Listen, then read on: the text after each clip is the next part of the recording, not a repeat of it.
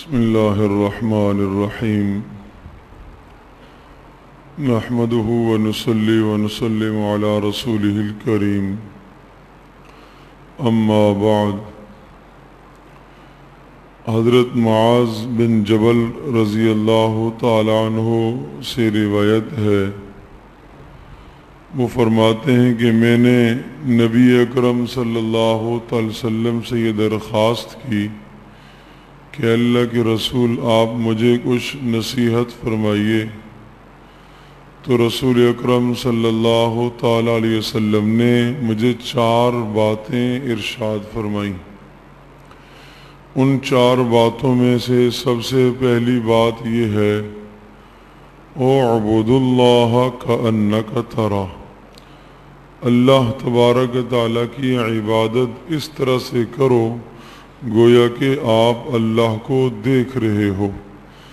یقیناً جب آپ نماز میں اور ہم نماز میں کھڑے ہوتے ہیں اور جب ہم قرآن مجید کی تلاوت کرتے ہیں اور جب ہم کوئی بھی عبادت کرتے ہیں تو اس وقت ہمارے دل میں دماغ میں یہ دھیان بیٹھا ہوا ہونا چاہیے کہ میں اللہ تبارک و تعالیٰ کو دیکھ رہا ہوں، میں اللہ کے سامنے کھڑا ہوں، اللہ مجھے دیکھ رہا ہے۔ جب اس دھیان اور اس استحضار کے ساتھ آدمی عبادت کرتا ہے تو اس عبادت کی افادیت بڑھ جاتی ہے۔ سب سے بڑا فائدہ یہ ہوتا ہے کہ آدمی کے دل میں خشوع اور خضوع پیدا ہوتا ہے، اللہ پاک کی محبت دل میں بیٹھتی ہے، عبادت کا شوق اور رغبت اور بڑھ جاتی ہے۔ تو اس لیے ارشاد فرمایا کہ عبادت کرتے وقت یہ خیال کیا کرو کہ میں اللہ کو دیکھ رہا ہوں، یا یہ خیال کیا کرو کہ اللہ پاک مجھے دیکھ رہا ہے۔ دوسری بات یہ ارشاد فرمائی کہ اپنے آپ کو مردوں میں شمار کیا کرو، اپنے آپ کو مردوں میں شمار کرا کرو، زندوں میں شمار نہ کیا کرو۔ مطلب یہ ہے کہ یہ خیال رکھو کہ ابھی تو تم چل پھر رہے ہو اور کل کسی وقت بھی آپ کا انتقال ہو جائے گا، ایک قریب وقت آنے والا ہے، آپ کی موت آ جائے گی اور پھر آپ کا شمار بھی مردوں میں ہوگا۔ اس لیے ابھی سے ہی اپنے آپ کو تیار رکھو۔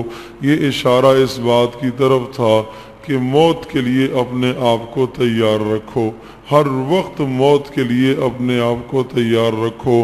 سمجھ لو کہ گویا کہ آپ کا موت سے سابقہ اور پالا پڑنے والا ہے، اور حدیث پاک میں آتا ہے موت آدمی کو بہرحال پہنچ کر رہے گی، موت انسان کو تلاش کرتی رہتی ہے۔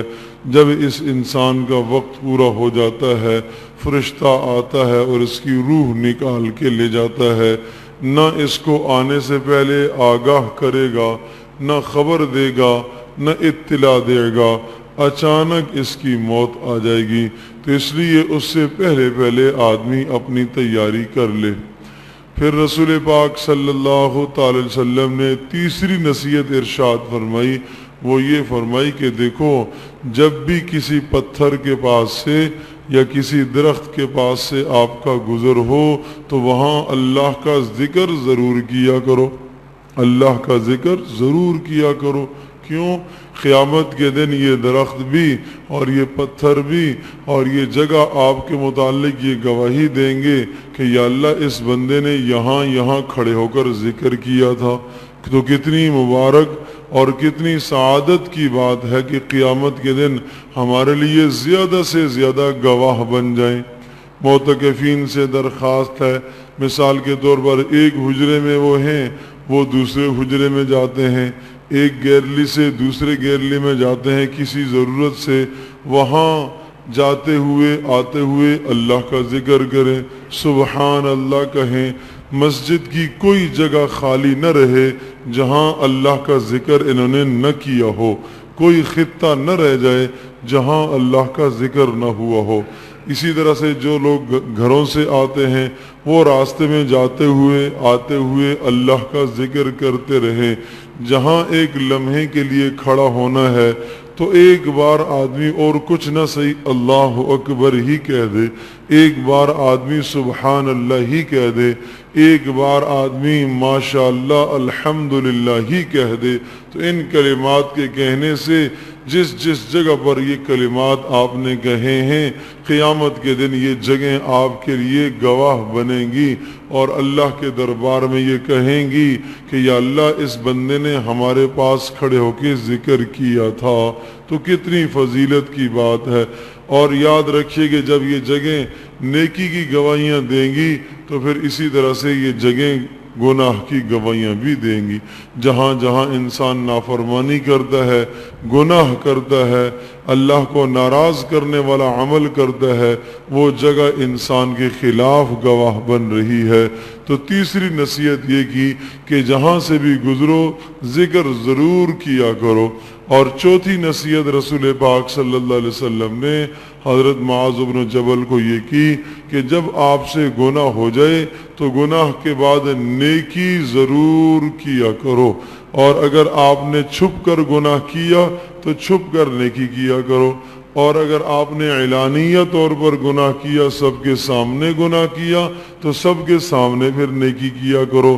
اس نیکی کرنے کا فائدہ یہ ہوگا کہ اس گناہ کی وجہ سے جو آپ کے دل میں ظلمت پیدا ہو گئی ہے، آپ کے دل میں کفر کی طرف میلانیت پیدا ہو گئی ہے، اور آپ کے دل میں جو اللہ اور اس کے رسول کی محبت کی کمی آ گئی ہے، اس نیکی کے بدلے میں وہ کمی پوری ہو جائے گی۔ اس لیے نیکی ضرور کیا کرو۔ دیکھتے نہیں ہیں جب کسی کو جناب مرچ کھا لیتا ہے بہت زیادہ، کڑوی چیز کھا لیتا ہے بہت زیادہ، تو اس کڑواہٹ کو ختم کرنے کے لیے، اس تلخی کو ختم کرنے کے لیے کوئی میٹھی چیز آدمی کھاتا ہے، آدمی پانی پیتا ہے اس کا اثر ختم کرنے کے لیے۔ یہی مثال یہاں پر بھی ہے کہ اس گناہ کا اثر، اس گناہ کی نحوست کو ختم کرنے کے لیے اللہ کے رسول صلی اللہ علیہ وسلم نے نیک عمل بتایا، اس کے بعد کوئی نیکی کر لیا کر۔ اور سب سے بہترین اس میں نیکی یہ ہے کہ اگر ایک آدمی نے زبان سے گناہ کیا، زبان سے نیکی کرے، ہاتھ سے گناہ کیا، ہاتھ سے نیکی کرے، آنکھ سے گناہ کیا، آنکھ سے نیکی کرے۔ آنکھ کا گناہ بد نظری ہے، آنکھ کی نیکی قرآن مجید کی دیکھ کر تلاوت کرنا ہے۔ ہاتھ کا گناہ کسی کے ساتھ ظلم ہے، ہاتھ کے ذریعے سے کسی کے ساتھ تعاون کر دے۔ پاؤں کا گناہ ظلم کی جگہ پر چل کر جانا ہے، اس پاؤں سے کسی کے ساتھ چل کر جا کے مدد کر کے آ جائے۔ یہ اس طرح سے جس جس عضو سے گناہ ہوا اس عضو سے نیکی کرتا چلا جائے گا تو انشاءاللہ وہ گناہ کی نحوست اور گناہ کا زہر جو جسم میں آ چکا اور جو دل میں بیٹھ چکا وہ آہستہ آہستہ ختم ہو جائے گا۔ تو رسول اکرم صلی اللہ تعالی وسلم نے 4 باتوں کی نصیحت فرمائی۔